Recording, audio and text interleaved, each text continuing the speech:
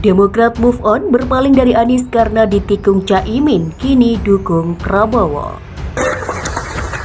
Sebenarnya saya sudah pensiun dari politik. Saya sekarang banyak melukis, banyak membina klub bola voli. Tapi for you, saya siap turun gunung.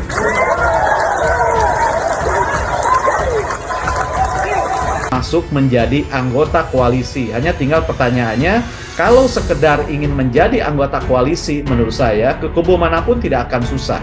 Yang agak susah ketika dia memasang target menawarkan ketua umumnya menjadi calon wakil presiden. Ini akan agak susah. Kenapa? Karena di sana sudah banyak deal-deal terjadi, banyak juga kompetitor, masing-masing partai bawa calon wakil presiden, bakal calon wakil presiden dengan pengalaman, keterlibatan mengelola negara, jabatan sipil yang begitu mentereng. Jadi menurut saya kalau sekedar untuk menjadi anggota koalisi dengan power sharing di luar mendapatkan calon wakil presiden itu akan bagus, akan banyak dan akan mudah. Dan itu yang harus dilakukan oleh Partai Demokrat gitu ya. Selain dia move on dari koalisi sebelumnya, juga harus move on dengan target pemilih 2024 begitu ya. Kalau Anda tidak bersama Pak Anies Baswedan, dalam arti Nasdem tidak menggandeng Mas AHY, apa komen? Pertanyaannya sekarang, apa niat dari itu? Apa niat berkoalisi? Dan ingat, nggak ada satupun di antara partai-partai itu yang bisa berdiri sendiri. Betul. Juga pertanyaan yang sama. Loh, apa yang terjadi kalau koalisi ini tidak terjadi? Artinya, apa yang dilakukan Nasdem, apa yang dilakukan PKS, apa yang dilakukan Demokrat, itu juga saling berpengaruh. Karena dua saja nggak jalan. Nah, Pak Anies pun nggak akan jalan.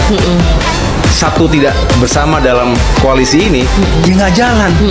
Jadi nggak perlu terlalu jauh berbicara, karena satu di antara tiga tidak bersepakat, tidak membangun, tidak pada konsensusnya. Ya tentu selalu ada opsi buat yang lain. Seberapa besar efek elektoral dukungan Demokrat kepada Prabowo? Kita mulai dulu dengan data untuk melihat perimbangan mesin kekuatan partai di balik masing-masing calon presiden. Ini data dari survei terakhir LSI DNJA. Kini partai yang mendukung Prabowo di parlemen adalah Gerindra, Golkar, PAN, Demokrat. Total 4 partai ini hari ini berdasarkan survei 35,7%. Sementara Ganjar didukung oleh 2 partai, yaitu PDIP dan P3. Total 2 partai ini dukungannya sebesar 25,2%. Dan Anies didukung oleh PKS, Nasdem, dan PKB. Total 3 partai ini sekarang ini perolehannya 17,8%. Berdasarkan kekuatan partai politik, kita lihat di sini Prabowo unggul cukup telak sekali di atas 10%. Ya, apakah ini berarti Prabowo tidak lagi bergantung kepada Jokowi? Ya, dan kenapa Jokowi mengungkap bahwa dia tahu jerohannya partai-partai itu, tahu arahnya ini karena data intelijen? Apakah Jokowi mulai pelan-pelan disingkirkan? Ini kita tidak tahu. Ya, beberapa perkembangan terakhir ini tampaknya cawapres dari Gerindra itu mengarah bukan ke Gibran. Sekalipun Gibran tetap menjadi ini ya, tetapi nggak tahu apakah satu koalisi ini akan muat kalau ada satu mantan presiden dan satu presiden. Tentu Pak Erick Thohir atau Pak Menteri PMK Pak Muhadjir. Ya, kalau nggak Pak Erick Thohir, ya Pak Muhadjir 2 dari PAN. Halo, Nasional sangat senang jika Prabowo mengambil Erick Thohir sebagai cawapresnya. Dan kami yakin betul. Nanti kalau saya paparkan lagi misalnya kelebihan-kelebihan Erick Thohir tentu subjektif ya, tapi menurut kami objektif karena banyak dari apa yang kami sampaikan ini sebetulnya memang sesungguhnya ada di dalam dirinya Erick Thohir yang kami harapkan bisa betul-betul membantu kelanjutan pemerintahan ini ke depan supaya kita lebih maju lagi. Kita berselingkuh dengan siapapun karena kami yakin Pak Prabowo seorang jenderal yang punya hitungan yang bagus. Dan inilah momentum dia untuk menang. Pada hari ini kami mendengar justru sebaliknya. Ada politik transaksional yang berada di dalam ketidaktahuan kami yang sangat mengejutkan. Padahal untuk menang bukan berdasarkan politik transaksional, tapi dilihat siapa calon yang harus menang. Itu yang membuat saya menyebutnya jadi Jenderal Kardus. Jenderal Kardus itu jenderal yang nggak mau mikir artinya.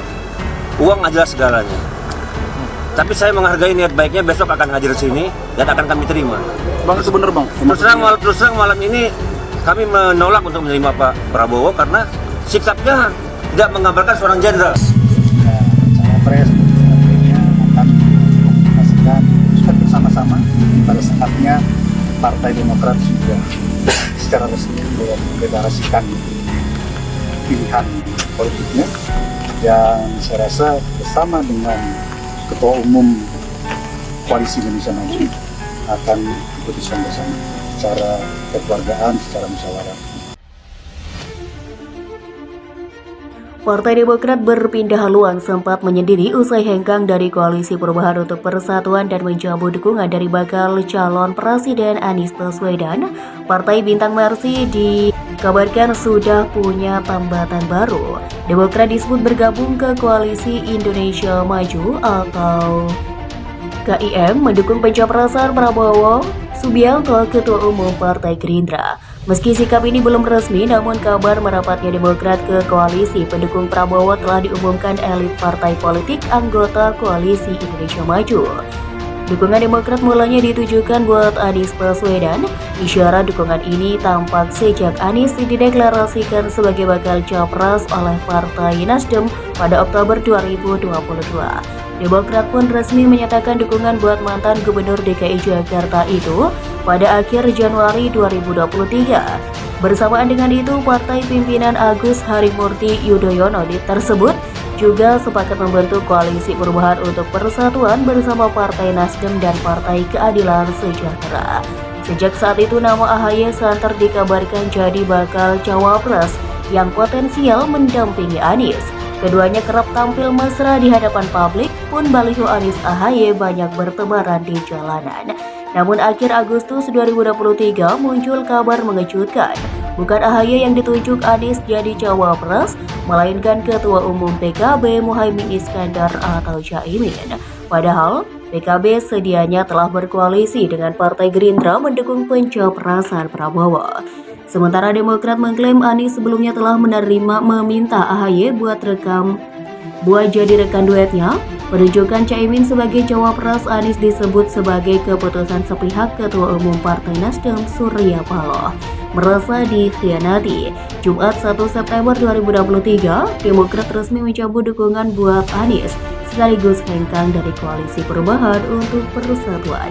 Yang kita rasakan sekarang ini, mereka tidak sidik, tidak jujur, tidak amanah, berarti tidak bisa dipercaya dan mengingkari hal-hal yang telah disepakati, tidak memegang komitmen dan janji-janjinya, kata Ketua Majelis Tinggi Partai Demokrat Susilo Bambang Yudhoyono dalam sidang Majelis Tinggi Partai Demokrat yang digelar di kediamannya di Puri Cikeas, Bogor, Jawa Barat, Jumat 1 September. Adapun Anies dan Caimin resmi mendeklarasikan diri sebagai bakal capres-cawapres Koalisi Perubahan untuk Persatuan pada Sabtu 2 September 2023. Namun, Demokrat tak berlama-lama patah hati. 3 hari setelah memutuskan berpaling dari KPP, AHY mengaku sudah move on. Putra sulung SBY itu menyebut partainya membuka peluang untuk bergabung dengan koalisi lain, namun ia menekankan Demokrat akan tetap berpolitik mengusung cita-cita perubahan dan perbaikan. Merespon manuver Demokrat ini, dua poros koalisi membuka pintu lebar-lebar. Baik koalisi pendukung Prabowo maupun koalisi pendukung bakal capres PDI Perjuangan Ganjar Pranowo mempersilahkan Demokrat bergabung. Seiring berjalannya waktu, arah dukungan Demokrat tampaknya condong ke Prabowo. Oleh elit partai politik Koalisi Indonesia Maju, Demokrat disebut telah bergabung ke poros mereka.